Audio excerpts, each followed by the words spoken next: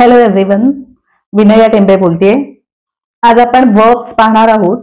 Verbs म्हणजे क्रियापद पाहणार आहोत आणि क्रियापदांमध्ये सुद्धा मुख्य क्रियापद आणि सहाय्यकारी क्रियापद अशी दोन प्रकारची जी क्रियापद असतात ती सगळी काही या एकाच व्हिडिओत तुम्ही आज बघणार आहात।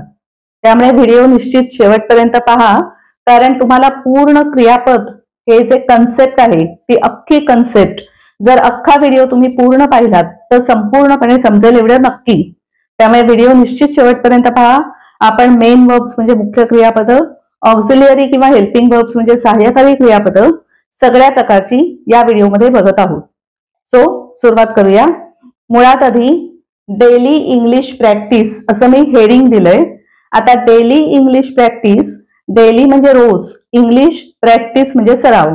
रोज इंग्लिशचा सराव करताना जर तुम्ही अशा प्रकारची वाक्य मनातल्या मनात जर म्हणत राहिलात आणि मोठ्यांदा बोलत गेलात तर अधिक सोपं होईल तुम्हाला इंग्लिश सहजपणे बोलण्यासाठी। म्हणून ही डेली इंग्लिश प्रॅक्टिस मध्ये करायची आहे, रोज करायची आहे ही प्रॅक्टिस। तशी ते मी सांगतेच आहे स्टेप बाय स्टेप। व्हिडिओ शेवटपर्यंत त्यासाठी बघणं खरंच गरजेचं आहे। आज आपण टॉपिक घेतलाय वर्ब्स। वर्ब्सचा अर्थ आहे क्रियापद। वर्ब्स म्हणजे क्रियापद।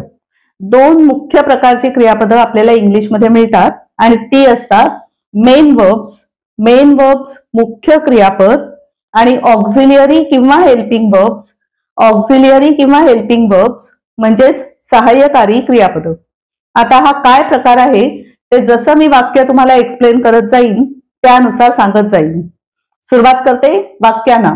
एकूण 25 वाक्य घेतली आहेत, 25 वेगवेगळ्या प्रकारची, काळातली पण आणि काळ सोडून नुसती सहाय्यकारी क्रियापदांनी केलेली वाक्य सुद्धा सगळी मिळून मी 25 घेतली आहेत। पाहूया। I do, I do, I do म्हणजे मी करते, मी करतो, बस एवढंच वाक्य। इथे डू हे आपलं मुख्य क्रियापद आहे। डू मुख्य क्रियापद आहे इथे आपलं मेन वर्ब। मी करते, मी करतो, काळ आहे simple present tense, simple present tense साधा वर्तमान काळ।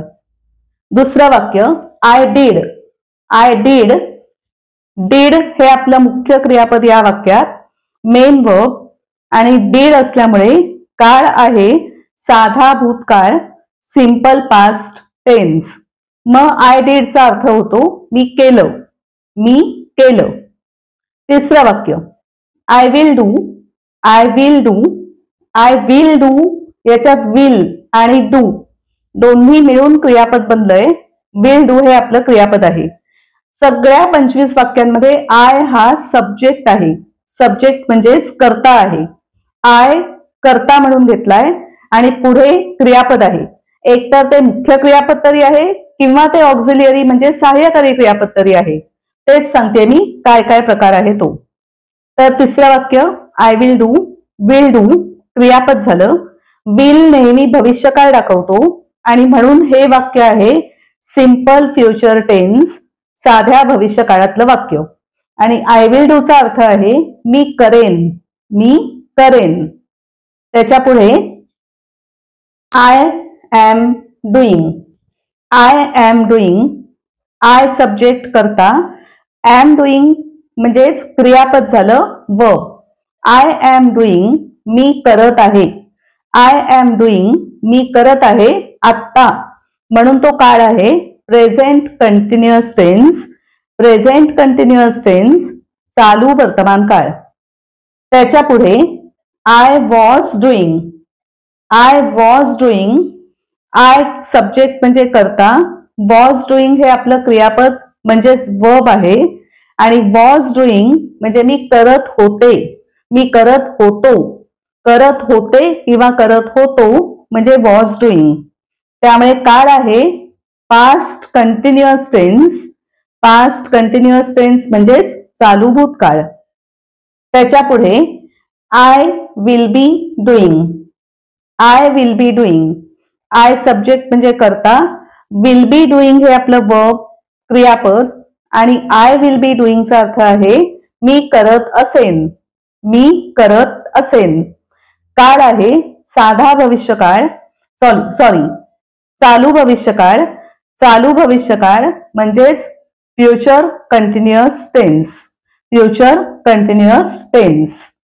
त्याच्या पुढचं वाक्य I have done. I have done, I हा सब्जेक्ट म्हणजे कर्ता, हॅव डन हे आपलं क्रियापद म्हणजे वर्ब आहे. आय हॅव डनचा अर्थ आहे मी केलेलं आहे, म्हणजे माझं जे काही मी करते ते पूर्ण झालेलं आहे, क्रिया पूर्ण झाली आहे. आणि म्हणूनच तो काळ आहे पूर्ण वर्तमान काळ. पूर्ण वर्तमान काळ प्रेझेंट परफेक्ट टेन्स. पूर्ण वर्तमान काळ मी केलेलं आहे असं त्या वाक्याचा अर्थ झाला. पुढचं वाक्य I had done. I had done, had झालं म्हणजेच तो भूतकाळ झाला. वरचा हा हॅवचा हॅड झाला म्हणजे भूतकाळी वाक्य झालं. आय हॅड डन अर्थ आहे माझं करून झालेलं होतं, केलेलं होतं भूतकाळात. ओके, परत क्रिया पूर्णच झालीये म्हणून काळ आहे पूर्ण भूतकाळ, पास्ट परफेक्ट टेन्स. त्याच्या पुढचं वाक्य I will have done. I will have done, जेव्हा कधी वाक्यामध्ये विल येतं, विल हे क्रियापद येतं, तेव्हा ते विल हे क्रियापद भविष्यकाळ दाखवतं. त्यामुळे वाक्य आहे भविष्यकाळी. आय विल हॅव डन, मी केलेलं असेन. भविष्यकाळात एखादी गोष्ट मी केलेली असेन म्हणजे भविष्यकाळात माझी ती गोष्ट करून पूर्ण झालेली असेल, म्हणून पूर्ण भविष्यकाळ future perfect tense. I will have done, मी केलेलं असेन. त्याच्या पुढचं वाक्य I have been doing. I have been doing, I subject म्हणजे कर्ता, हॅव बीन डुईंग म्हणजे मी करत असेन. बराच वेळ जेव्हा एखादी गोष्ट आपण करतो तेव्हा आपण have been doing, has been doing, had been doing, will have been doing असं आपण म्हणतो. त्यामुळे हे बराच वेळ करण्याच्या या क्रिया आहेत. मी बराच वेळापासून करत आहे. आहे का? कारण हॅव वर्तमान काळ दाखवतोय म्हणून मी बराच वेळापासून करत आहे. काळ कुठचा झाला? वर्तमान काळ आहे सरळपणे चालू पूर्ण वर्तमान काळ, म्हणजेच इंग्लिशमध्ये आपण म्हणतो प्रेझेंट परफेक्ट कंटिन्युअस टेन्स. बराच वेळापासून मी करत आहे. त्याच्या पुढचं वाक्य I had been doing. I had been doing, I subject म्हणजे कर्ता, हॅड बीन डुईंग, हॅड आला म्हणजे भूतकाळ आला, म्हणजे मी बराच वेळापासून करत होतो किंवा करत होते. बराच वेळापासून एखादी क्रिया मी करत होतो किंवा करत होते तेव्हा हॅड बीन डुईंग. आता बराच वेळापासून जेव्हा आपण बोलतो तेव्हा तो असतो, आता हा पास्ट टेन्स असल्यामुळे past perfect continuous tense. Past perfect continuous tense मराठीत आपण म्हणतो चालू पूर्ण भूतकाळ. त्याच्या पुढचं I will have been doing. I will have been doing, आता विल आला की तो भविष्यकाळ होतो. विल हॅव बीन डुईंग अशी जेव्हा रचना झाली तेव्हा ते बऱ्याच वेळापासून क्रिया भविष्यकाळात चालू असेल असं आपण म्हणत असतो. मग या वाक्याचा अर्थ होतो I will have been doing, मी बऱ्याच वेळापासून करत असेन भविष्यकाळात. म्हणून कुठचा काळ झाला? भविष्यकाळ, चालू पूर्ण भविष्यकाळ, फ्युचर परफेक्ट कंटिन्युअस टेन्स. ही जी चार आहेत, सॉरी 3 जी आहेत, ही सगळी बराच वेळासाठी ज्या क्रिया चालू आहेत त्या त्याच्यात आपण सांगतो. आणि बराच वेळ म्हणजे आपण इंग्लिशमध्ये म्हणतो फॉर अ लॉंग टाइम. बराच वेळ क्रिया चालू असली की फॉर अ लॉंग टाइम ह्या क्रिया चालू आहेत. आता वर्तमान काळात ती आत्ता चालू आहे, भूतकाळात होतं ती आधी भूतकाळात कधीतरी चालू होती बराच वेळ क्रिया, भविष्यात होतं की ती भविष्यात बराच वेळ क्रिया चालू असेल. ओके, आता पुढे पाहूया. इथपर्यंत 1 ते 12 ही वाक्य आपली आहेत. नेहमीचे आपले काळ मी नावं पण सांगितली. 12 काळ इंग्लिश मधले, त्या 12 काळांची ही 12 वाक्य.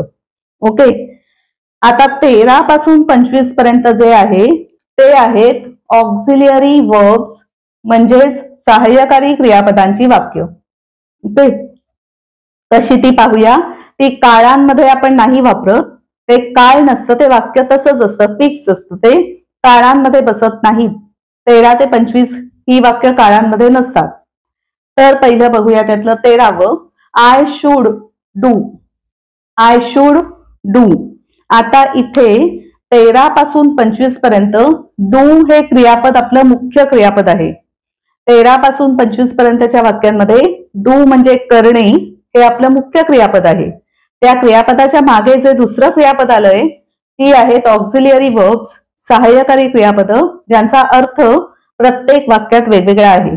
प्रत्येक या सहाय्यकारी क्रियापदाचा अर्थ वेगळा वेगळा आहे. तो काय आहे तो समजून घेतला की सहजपणे तुम्ही रोजच्या जीवनात इंग्लिश छान बोलू शकाल.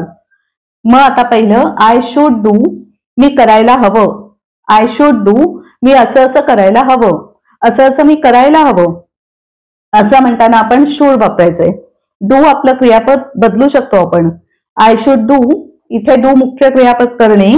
आय शुड रन, मी पळायला हवं असं आपण करूच शकतो. त्याच्या पुढे आय कॅन डू, मी फक्त यातली ऑक्झिलियरी वर्ब्स अंडरलाईन करते कारण डू हे मुख्य क्रियापद कॉमन आहे. आय कॅन डू, कॅन म्हणजे शकणे. आय कॅन डू, मी करू शकते.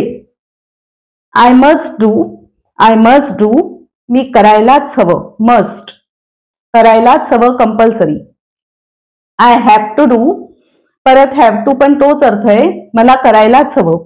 आय हॅव टू डू, मला करायलाच हवं. हॅव टू हे ऑक्झिलियरी क्रियापद. I use to do, I use to do, use to हे आपण भूतकाळी वापरलंय याच्यात. मी करत असे, पूर्वी, पूर्वी मी असं असं करत असे. I use to do. I may do, may आपल्याला शक्यता दाखवतं. आय मे डू, मी करू शकते. असं मी करू शकेन, करू शकते, असं होऊ शकतं, शक्यता. I need to do, I need to do, need म्हणजे गरज असणं, मला असं करण्याची गरज आहे. I need to do. I dare to do, I dare to do, dare to म्हणजे धाडस करणं. हे करण्याचं मी धाडस करते, हे करण्याचं मी धाडस करेन. I dare to do. I could do, कॅनचा भूतकाळ कुड, कॅनचा भूतकाळ कुड, मी केलं असतं, मी करू शकले असते. I could do. I would do, would हे विलचा भूतकाळ आहे, विलचा भूतकाळ. आय वुड डू, पण अर्थ आपण ठासून सांगण्यासाठीही वापरतो. मी असं करेन, ठासून बोलण्यासाठी वुडचा वापर केला जातो. आय माईट डू, मेचा भूतकाळ माईट, मेचा भूतकाळ माईट. आय माईट डू, मी असं करेन, शक्यता परत पण भूतकाळात, शक्यता भूतकाळात. I might do. त्याच्या पुढे आय ऑट टू डू, ऑट टू म्हणजे परत कंपल्सरी, करायलाच हवं. आय ऑट टू डू, मी असं असं करायलाच हवं, मला असं असं केलंच पाहिजे. आय ऑट टू डू. आणि शेवटचं आय हॅड टू डू. आता इथे हॅव टू डू आपण केलं, वर्तमान काळ झाला. हॅवचा भूतकाळ आपण हॅड घेतला. आय हॅड टू डू, मला असं करावं लागलं, भूतकाळात. आय हॅड टू डू, मला असं असं करावं लागलं, भूतकाळी झालं. अशी ही सगळी वाक्य आज आपण पाहिली आणि वाक्य सोपी साधी मुद्दाम घेतली कारण मुख्य माझा टॉपिक आजचा आहे वर्ब्स. वर्ब्स सुद्धा कशी 1 ते 12 मध्ये सरळ 12 काळ, त्या 12 काळात कसं रूप येतं ते रूप आपण बघितलं. त्यामुळे 1 ते 12 ही आपली नेहमीची 12 काळातली वाक्य झाली. 13 ते 25 ही वाक्य ऑक्झिलियरी किंवा हेल्पिंग वर्ब्स, जी वेगवेगळ्या अर्थाची असतात, जी मी ब्लॅकने अंडरलाईन केली आहेत, ती वेगवेगळ्या अर्थाची ऑक्झिलियरी वर्ब्स. आणि ती कशा अर्थी वापरतात हे समजल्यामुळे मराठी ऍक्च्युअल जेव्हा बोलाल तुम्ही डेली यूज मध्ये, तेव्हा सहजपणे बरोबर वापरली की निश्चित तुमचं इंग्लिश छान वाटेल. आणि म्हणून व्हिडिओ परत परत पहा, माझे व्हिडिओज असेच पाहत राहा. आवडले की नक्की लाईक करा, शेअर करा आणि सबस्क्राईब सुद्धा करा माझं चॅनल. आणि कीप वॉचिंग माय व्हिडिओज. आजचा व्हिडिओ बघितला म्हणून thank you very much. Bye bye.